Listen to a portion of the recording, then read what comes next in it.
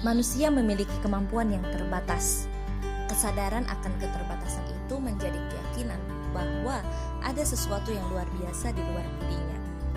Sesuatu yang luar biasa itu tentu berasal dari sumber yang luar biasa juga. Dalam bahasa manusia, sebutan sumber yang luar biasa itu cukup beragam. Misal, Tuhan, Dewa, Kami Sama, atau hanya menyebut sifatnya saja seperti yang Maha Kuasa, Ingkang Murteng Dumadi, dan sebagainya. Islam sebagai agama samawi yang komponen dasarnya akidah dan syariah punya kolerasi erat dengan politik dalam arti yang luas.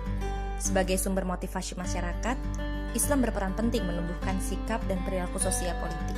Implementasinya kemudian diatur dalam syariat sebagai katalog lengkap dari perintah dan larangan Allah, pembimbing manusia dan pengatur lalu lintas aspek kehidupan manusia yang kompleks. Islam dan politik memiliki titik singgung erat. Keduanya dipahami sebagai sarana menata kebutuhan hidup manusia secara menyeluruh. Islam tidak hanya dijadikan kedok untuk mencapai kepercayaan dan pengaruh dari masyarakat semata. Politik juga tidak hanya dipahami sebagai sarana menduduki posisi dan otoritas formal dalam struktur kekuasaan. Nah, di Indonesia, kolerasi Islam dan politik juga menjadi jelas dengan penerimaan Pancasila sebagai asas negara. Ini bukan berarti menghapus cita-cita Islam dan melenyapkan unsur Islam dalam percaturan politik di tanah air. Sejauh mana unsur Islam mampu memberikan inspirasi dalam percaturan politik bergantung pada sejauh mana kalangan muslimin mampu tampil mengembangkan kekayaan pengetahuan sosial dan politik untuk memetakan dan menganalisis transformasi sosial. Negara ini tidak lahir dari teks-teks formal agama, bukan.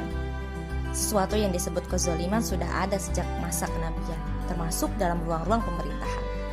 Tinggal bagaimana seorang muslim bersikap, menempatkan dengan benar objek dan subjek saat berbicara mengenai Islam. Nah, para pemikir Islam akan selalu memiliki track yang dinamis dalam menghadapi persoalan keumatan. Hubungan antara agama dan politik secara umum dapat dilihat dan diamati dari kedudukan agama dan perannya dalam kehidupan masyarakat.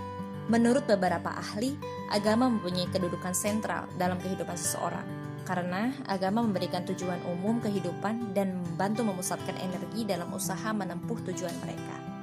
Jadi, agama bagi seseorang dapat diyakini tidak sekedar anutan dalam nama saja.